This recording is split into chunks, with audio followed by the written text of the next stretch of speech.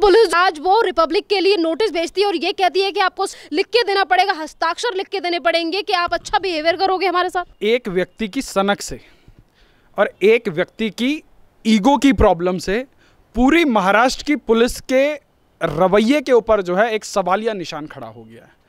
जो महाराष्ट्र पुलिस के सैकड़ों हज़ारों जवान जो है ना सुबह देखते, ना शाम देखते, ना धूप देखते, ना बरसात देखते, किस प्रकार से वो मेहनत करते हैं अपनी, ना वो कोई त्यौहार देखते। इतनी मुश्किल जॉब होती है एक पुलिस वाले की। हम आप समझते हैं क्योंकि हम आप लोग पब्लिक लाइफ में रहते हैं, हम देखते हैं कि कितना संघर्षपूर्ण जीवन है। आज देश कोरोना की महामारी से लड़ रहा है, जहां पुलिस एक तरह से कोरोना वॉरियर है, फ्रंट लाइन कोरोना वॉरियर है लॉ एंड ऑर्डर एनफोर्समेंट के लिए, और वहां एक पुलिस वाले की सनक पूरे प्रदेश के ऊपर, पूरे पुलिसिया डिपार्टमेंट के ऊपर इतनी भारी पड़ रही है कि अब अर्नब गोस्वामी को लिख के देना पड़ेगा कि वो अच्छा व्यवहार करेगा। अब इस देश में पुलिस सर्टिफिकेट बांटेगी कि अच्छा व्यवहार क्या होता है, बुरा व्यवहार क्या होता है। मुझे लगता है कि पुलिस को जो है अब एक मॉरल साइंस का एक नया करिकुलम लोगों को पढ़ाने का या मीडिया को पढ़ाने का जो है नया जिम्मा मिल गया है। तो इस प्रकार से जो पूरे के पूरे पुलिसिया तंत्र के ऊपर एक छींची थूथू करने की जो एक सिस्टम बना दी गई है, ये बहुत चिंताजनक है। मुझे लगता है कि केंद्र सरकार को इसके ऊपर इंटरवीन करना चाहिए और इस प्रकार से सनकपूर्ण व्यवहार करने वाले इस आईपीएस ऑफिसर को तत्काल प्रभाव से जो है वापस बुला लेना चाहिए। क्यों? क्योंकि राजनीति अपनी जगह है, परंतु लॉ एंड ऑर्डर आज के जैसे इस महामारी के वक्त में बहुत ही इंपॉर्टेंट सब्जेक्ट है। और वहाँ लॉ एंड ऑर्डर तो छोड़िए साहब, वहाँ इस प्रकार की राजनीति हो रही है। पहले एक पत्रकार को जो है तमाम झूठे झूठे केसों में फंसा लिया जाता है, उसके ऊपर 200 से ऊपर एफआईआर हो जाती हैं। उस बेचारे का जो जुर्म है वो ये है कि कांग्रेस पार्टी की अध्यक्षा, जिन्होंने अपना नाम हलफनामे में एंटोनियो माइनो बताया, उनको उनके नाम से बुला दिया। अरे भैया, जब तुमने देश के चुनाव आयोग में दिया है कि हाँ मेरा नाम एंटोनियो माइनो है, मेरे पिता का नाम काइनो माइनो है, जब तुमने लिख के दिया है, अर्नब गोस्वामी को अपने घर बैठ के थोड़ी बना रहा है। इतना करने के बावजूद कांग्रेसियों और शिवसेना की सनक देखिए आप कि उसके ऊपर 200 एफआईआर लाद दी जाती हैं। वो व्यक्ति वहां से भी बच जाता है, सुप्रीम कोर्ट वहां पर भी जो है इनको लताड़ लगाती है, परंतु ढिठाई देखिए आप। शायद पिछले 10, 15, 20 सालों में ये एक ऐसी ढीठ राज्य सरकार होगी जो हर महीने जो है सुप्रीम कोर्ट से छीछा लेदर करवा रही है। पहला ये अर्नब वाले केस में जब उसने कहा कि जो है सारे एफआईआर एक जगह अक्यूमुलेट कर दिए जाएं, तब जो है सुप्रीम कोर्ट ने फटकार लगाई महाराष्ट्र सरकार को। उसके बाद सुशांत वाले केस में जब वहाँ पुलिस ने ढंग से जांच नहीं की, उसके बाद सुप्रीम कोर्ट ने फटकार लगाई। अभी देखिए, अभी जो जिस केस में जो है एक जो 2019 में बंद हुए केस को दोबारा खोलकर जो एक राजनीतिक सनक और अपना घमंड पेश करने की वहाँ की सरकार ने और वहाँ की पुलिस ने कोशिश करी, उस केस में सुप्रीम कोर्ट ने इतनी जबरदस्त जजमेंट दी है कि वो अगर आज पढ़ के देश के सामने सुनाना चाहिए। मुझे लगता है कि इस देश के अंदर एक एक व्यक्ति को पता होना चाहिए कि आज देश की कुछ राज्य सरकारें कुछ परिवार को खुश करने के लिए किस प्रकार से जो है जुडिशरी, पुलिस और जो है अपनी सरकार के इन्फ्लुएंस से जो है लोगों को परेशान कर रही हैं, स्पेशली पत्रकारों को परेशान कर रही हैं।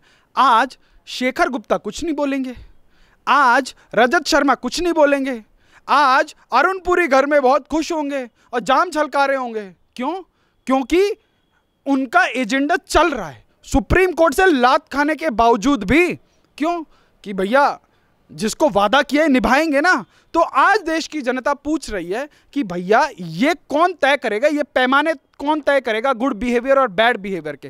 क्या मुंबई पुलिस करेगी, या मुंबई पुलिस के कमिश्नर परमबीर सिंह स्वयं एक करिकुलम बना के बैठे हैं कि अब हर चैनल के दरवाजे पर चिपका दिया जाएगा, या एंकर के जो है रूम के डेस्क पे चिपका दिया जाएगा कि these are the good behaviours, these are the bad behaviours, कि आप जब अपना खबर पढ़ेंगे या आप अपना प्राइम टाइम चलाएंगे तो ऐसे चलाएंगे। आप जो है संजय राउत नहीं बोलेंगे, आप उद्धव ठाकरे नहीं बोलेंगे, आप परमबीर सिंह नहीं बोलेंगे। अरे भैया, क्या बनाना रिपब्लिक बना दिया तुमने। बड़े बूढ़े सही कहते थे कि बंदर के हाथ में उस तरह पड़ना बहुत खतरनाक है। तो आज जिस प्रकार से आज देखिए, आज राजनीति देखिए, आज एक बिहार में 42 सीट 43 सीट लाने के बावजूद भी नीतीश कुमार को मुख्यमंत्री बनाया जाता है, परंतु 52-55 सीट लाने वाले उद्धव ठाकरे को मुख्यमंत्री क्यों नहीं बनाया जाता, आज अपने आप प्रमाणित हो रहा है। 1 वर्ष की सरकार हो रही है, होने जा रही है, और सरकार की अगर आप उपलब्धियां गिनने लग जाएं तो शायद आपको उंगली में एक आध कोई उपलब्धि मिले, वो ढूंढे भी नहीं मिलेगी। सिर्फ उपलब्धियां क्या मिलेंगी, कंगना रनौत का घर गिरा दिया, एक ऑफिसर को गुंडों से पिटवा दिया, ट्विटर के वॉरियर्स हैं जो ट्विटर एक्टिविस्ट हैं उनको जो है 1 दर्जन केस लगा के उठा दिए, समीर ठक्कर को पकड़ लिया, सुनैना होले को पकड़ लिया, किसी ने फेसबुक पर लिखा तो उसके घर जाके उसके बाल मूंड दिए। सरकार ऐसे चलती है क्या? हम मतलब कहाँ रह रहे हैं? हम किसी अरब देश में रह रहे हैं या एक लोकतांत्रिक व्यवस्था में रह रहे हैं? शायद किसी अरबी मुल्क में भी इस प्रकार का बिहेवियर नहीं होता होगा। अभी आपने ये बात कही कि जिस तरीके से मुंबई पुलिस का बिहेवियर है और जिस तरीके की चीज़ें परमवीर सिंह के द्वारा की जा रही हैं कि वो सर्टिफिकेट बांट रहे हैं आप चैनल वालों को और ये कहेंगे कि क्या अच्छे बिहेवियर है और क्या गलत बिहेवियर है। क्या पुलिस जिस तरीके से चैनलों के लिए ये करवा रही है, जैसे कि रिपब्लिक के लिए उन्होंने नोटिस भेज दिया और कह रही है कि सिग्नेचर करवाओ, क्या पुलिस को अपने आप में अपनी तरफ नहीं देखना चाहिए कि जिस तरीके का पुलिस को व्यवहार करना चाहिए उस तरीके की हरकतें तो ये बिल्कुल भी नहीं कर रहे हैं। जैसे कि अभी आपने समीर ठक्कर का नाम लिया, समीर ठक्कर को इस तरीके से ले जाया जाता है, अर्नब गोस्वामी को इस तरीके से ले जाया जाता है जैसे कि आतंकवादी को भी नहीं ले गए थे ये लोग। देखिए, कहीं ना कहीं जिस प्रकार से मुंबई पुलिस काम कर रही है, ऐसा लगता है कि मुंबई पुलिस जो है ठाकरे और शरद पवार की कोई पर्सनल सिक्योरिटी एजेंसी हो गई हो। बड़ा दुखद है ये सब बोलना और ये सब चीज़ देखना, क्योंकि उस वर्दी का सम्मान, मैंने आपको कहा ना, पुलिस का सम्मान, क्योंकि पुलिस एक ऐसी फ्रंट लाइन वॉरियर है, आप उनके संघर्षों को देखें तो लिटरली आपको बहुत तकलीफ महसूस होगी, क्योंकि वो किसी और ग्रह से नहीं आते, किसी और गोले से नहीं आते, वो भी आपके और हमारे जैसे साधारण परिवारों से आते हैं और वो आपकी और हमारी सुरक्षा के लिए हैं। परंतु कुछ अधिकारियों की सनक की वजह से आज पूरी की पूरी जो है महाराष्ट्र पुलिस, मुंबई पुलिस बदनाम हो रही है और बड़ा दुखद है, क्योंकि राजनीति में इस प्रकार से पुलिसिया तंत्र का और सरकारी व्यवस्था का बेजा दुरुपयोग होते हुए पिछले कुछ सालों में आज पहली बार देखा जा रहा है और महाराष्ट्र की धरती से देखा जा रहा है और उस व्यक्ति के हाथों देखा जा रहा है जो व्यक्ति अपने आप को जो है हिंदू हृदय सम्राट कहलाते हैं। और मुझे तकलीफ इस बात की है कि इतने बड़े विजनरी होते हुए उद्धव साहब ठाकरे आज जिस प्रकार से शरद पवार और सोनिया गांधी के इशारों पर नाच रहे हैं, ये अपनी जो है राजनीतिक गड्ढे खोदने का काम कर रहे हैं, क्योंकि आपका अपना स्वयं का भी तो विवेक है। आप अपने, बेशक आप जो है गठबंधन की मजबूरियों से हैं, पर आपको भी तो समझ आ रहा होगा ना कि आपकी राजनीति को समाप्त करने के लिए आपके द्वारा ही आपके लिए गड्ढे खुदवाए जा रहे हैं। क्या आपको नजर नहीं आता है?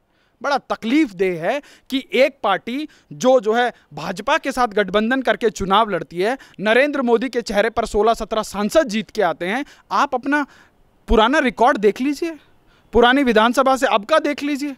नरेंद्र मोदी के चेहरे पर आप 52-55 विधायक जिता के लाए और उसके बाद जाके बैठ गए गोदी किसी और के और आपने सरकार बना ली। बहुत अच्छी बात है, महत्वाकांक्षी होना चाहिए। सर, आपने उद्धव ठाकरे की बात की तो यहाँ पे मेरा एक लास्ट सवाल है कि उद्धव ठाकरे ने जिस तरीके से ये बात कही थी कि बॉलीवुड को बदनाम करने की कोशिश की जा रही है, अगर हम यहीं की प्रशासन की बात करें यानी कि पुलिस की बात करें तो ये पुलिस पत्रकारों को इस तरीके से ले जाती है जैसे किसी आतंकवादी को ले जा रही है। जैसे कि अभी आप कुछ देर पहले आपने समीर ठक्कर का जिक्र किया, उन्हें इस तरीके से जेल से बाहर लाया जाता है, ले जाया जाता है, ब्लैक कलर का कपड़ा डाला जाता है, काले कलर के कपड़े से ढक के ले जाते हैं जैसे कि कोई आतंकवादी हो, जैसे इन्होंने बहुत बड़ा गुनाह कर दिया। इस तरीके की चीजें पत्रकारों के साथ की जाती है। और रही अगर बॉलीवुड की बात, जिसके लिए उद्धव ठाकरे ये कहते हैं कि बदनाम करने की कोशिश की जाती है, वो आते हैं और पुलिस स्टेशन में फैर फैलाते हैं और बैठ जाते हैं और चले जाते हैं चाय पीकर। ये इस तरीके का दोहरा रवैया क्यों? देखिए, बॉलीवुड को बदनाम करने की जरूरत नहीं है।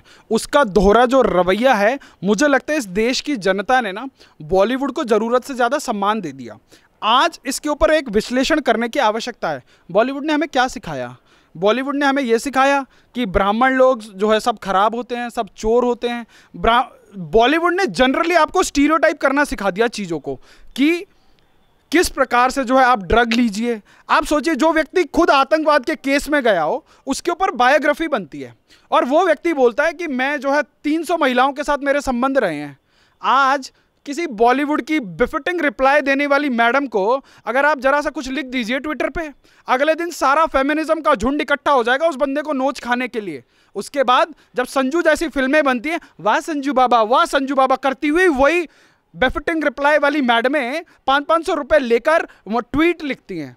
एक बात बताइए, क्यों लोग सवाल नहीं उठाते? आज हम एक ऐसे व्यक्ति को सेलिब्रेट क्यों करते हैं जो कईयों वर्षों तक टाड़ा और पोटा के केसों में जेल के अंदर रहा? अरे भाई, उसने कोई स्वतंत्रता सेनानी की तरह कोई आंदोलन लड़ा था क्या देश की आज़ादी के लिए? या देश में कोई चिपको आंदोलन, या कोई नदी लाने के लिए, या कोई नहर बनाने के लिए, कोई प्राकृतिक आंदोलन के लिए उसने कुछ ऐसा काम कर दिया था कि आज उसके नाम पे फिल्में बन रही हैं? जो व्यक्ति उस गुनाह में उस वक्त भी शामिल बताया जा रहा था, जिसके ऊपर तमाम केस थे, बॉलीवुड वालों ने उस वक्त भी, जो वो लोग मरे थे उस वक्त, बेचारे निर्दोष लोग, उनकी लाशों के ऊपर से चढ़कर वो पोस्टर तब भी लेके घूमते थे, और बॉलीवुड वाले आज भी पोस्टर लेकर घूम रहे हैं उन्हीं जो है हत्यारों को बचाने के लिए। तो ये तो बॉलीवुड का दोहरा चरित्र है। बॉलीवुड वाले को सिर्फ धंधा चाहिए, पैसा चाहिए, चाहे वो इनको ISI के एजेंट इनको स्पॉन्सर करें। आप देखिए, आज बॉलीवुड के तमाम लोगों की फोटो मिल जाएंगे आपको पाकिस्तान के प्राइम मिनिस्टर और जो ISI के मोल्स हैं उन लोगों के साथ, चाहे वो बॉलीवुड का महानायक ही क्यों ना हो। इन लोगों को तकलीफ तब होती है, इन लोगों को तकलीफ तब नहीं होती जब जिया खान मरती है, इन लोगों को तकलीफ तब नहीं होती जब दिशा सालियान मरती है, जब सुशांत राजपूत मरता है तो इन लोगों के मुंह बंद हो जाते हैं, आंख बंद हो जाते हैं, कान बंद हो जाते हैं। फिर मुंबई पुलिस का दो तरीके का रवैया क्यों? ये बॉलीवुड वालों के साथ अलग तरीके व्यवहार करते हैं, पत्रकारों के साथ अलग तरीके का व्यवहार करते हैं। देखिए, बॉलीवुड वाले तो इनके कार्यक्रमों में आएंगे, बॉलीवुड वाले इनको प्रमोट करेंगे, बॉलीवुड वालों के और इनकी हॉबनॉबिंग है। ये तो एक दूसरे का गुडविल जेस्टर, एक दूसरे को सम्मान देना कि तुम मेरी खुजाओ मैं तुम्हारी खुजाऊंगा। एक बात बताइए, अपराधी तो अपराधी है ना। अगर सेलिब्रिटी अपराधी है तो वो कम अपराधी, और एक कॉमन आदमी अपराधी है तो वो ज्यादा अपराधी। एक आदमी ड्रंक एंड ड्राइव के केस में 18 साल तक उसका केस चलता रहा, आज तक नहीं पता लगा कि किसने गाड़ी चलाई, किसने किसको मार दिया। ये स्कॉटलैंड यार्ड से कंपेयर करी जाने वाली पुलिस के हाल हैं।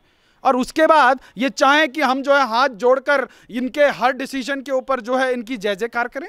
देखिए, आज देश की जनता बहुत समझदार हो चुकी है और आपके इन झूठे प्रोपोगंडे में नहीं पड़ने वाली। अभी देखा ना आपने, सड़क 2 का क्या हाल कर दिया इस देश ने। लक्ष्मी बॉम्ब वो फिल्म बनाई थी एक तथाकथित राष्ट्रवादी हीरो ने, उसको भी देश की जनता ने जवाब दे दिया। देखिए, एक बैड नेशनलिज्म और गुड नेशनलिज्म नहीं हो सकता, एक बैड टेररिज्म और गुड टेररिज्म नहीं हो सकता। टेररिज्म टेररिज्म होता है, राष्ट्रवाद राष्ट्रवाद होता है। आपको ये डिसाइड करना होगा कि आप राष्ट्र के साथ खड़े हैं या आप आतंकवादियों के साथ खड़े हैं।